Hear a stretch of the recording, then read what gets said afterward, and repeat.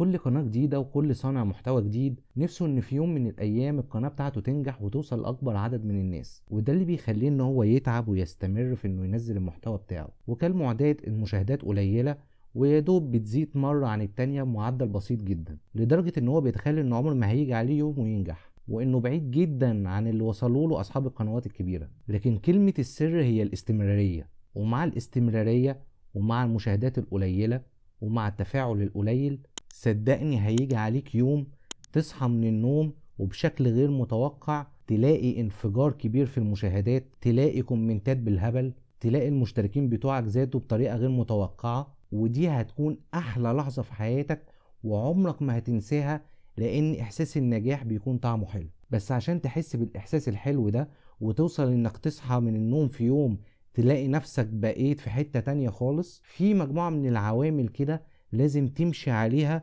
وتبقى مثبتها معاك من اول فيديو لغاية الفيديو اللي هيجيب انفجار في المشاهدات. ما تنساش بقى اللايك والاشتراك وتعالوا نخش في الموضوع على طول. نجاح اي فيديو وخصوصا الفيديو اللي هينفجر مرة واحدة عندك في القناة ويكون هو سبب نجاحك له مجموعة من العوامل لازم تبقى موجودة. اول حاجة يكون حضرتك معاك الفيديو، يكون المحتوى بتاعه هاي كواليتي، تكون جودته عالية، وانا هنا اقصد جودة التصوير وبرضو جودة المحتوى نفسه، المعلومات اللي بتتقال غيرك يستفيد بيها. بعد كده العوامل اللي حضرتك محتاجها هم كالآتي. اول حاجة يكون معاك عنوان مظبوط. العنوان لازم يكون بيعبر عن اللي موجود في الفيديو. مفيش مشكلة ان حضرتك تعمل العنوان يكون فيه نسبة غموض، يكون مشوق شوية، بس في الاول والاخر يكون بيعبر عن اللي موجود في الفيديو. يعني ما ينفعش حضرتك تكتب عنوان عن مثلا تنمية بشرية وفي الاخر اللي يخش يلاقي المحتوى جيمنج. تاني حاجة هو الوصف. وصف الفيديو دي الحاجة اللي بتساعد الخوارزميات انها تفهم اللي موجود جوه الفيديو، لان الخوارزميات اللي شغالة بالذكاء الاصطناعي ما بتعرفش تتفرج على الفيديو، هي بتشوف الداتا اللي حوالين الفيديو، سواء اعدادات الفيديو نفسه او الكلام اللي حضرتك كاتبه في الوصف. حضرتك هنا مش مجرد بتوصف للمشاهد، انت بتوصف لليوتيوب ايه اللي موجود في الفيديو عشان يقدر يرشحه للناس الصح. وهنا انت تقدر تكتب كل حاجة، تكتب العناوين الرئيسية اللي بتتكلم عنها.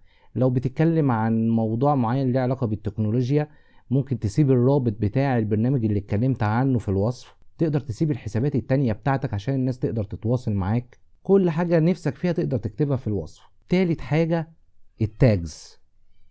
التاجز دي او الكلمات المفتاحية ما هياش بالاهمية الكبيرة اللي الناس متخيلها، لان الكلمات المفتاحية اللي هتتكتب انت حضرتك اصلا كده كده كتبتها في الوصف. هي ممكن تكون بتساعد شوية في الفيديوهات البحثية، يعني تكتب الكلمات الشائعة اللي الناس تقدر تبحث بيها بحيث انها تلاقي الفيديو بتاعك بسرعة، لكنها ما بيعتمدش عليها نجاح الفيديو بشكل كبير. الثلاث حاجات دول احنا بنسميهم ال SEO، ودي هنتكلم عنها في فيديو منفصل. بعد كده ال CTR او معدل النقر للظهور، ودي معناها ان اليوتيوب بيظهر الفيديو بتاعك لكام شخص، اللي بنسميها معدل الظهور او الامبريشن، وكام شخص من الناس اللي ظهر لهم الفيديو ضغطوا على الفيديو بتاعك ودخلوه. النسبة دي هي اسمها CTR او معدل النقر. حضرتك في اي قناة جديدة معدل النقر بتاعك لو وصل 2 ده يبقى كويس قوي، لكن اليوتيوب بيحب يرشح الفيديوهات اللي المعدل النقر بتاعها يعدي 5. ده شرط. حضرتك في يوم من الايام هتلاقي الفيديو اللي انفجر على القناة معدل النقر بتاعه بيتراوح من 5 ل8، واللي بيتحكم فيها بشكل رئيسي هو الثامبنيل اللي بنقول عليها الصورة المصغرة. الصورة المصغرة لازم تبقى واضحة، الكونتراست بتاعها يبقى عالي، الكلام اللي على الصورة لا يتجاوز ال3 كلمات، وزي ما قلنا هي تشد المشاهد مش تضلله. يعني ما نعملش صورة مصغرة ليها علاقة بالكورة والمشاهد يخش يتفاجئ ان المحتوى تعليمي. اللي بعد كده الكاتيجوري او التصنيف.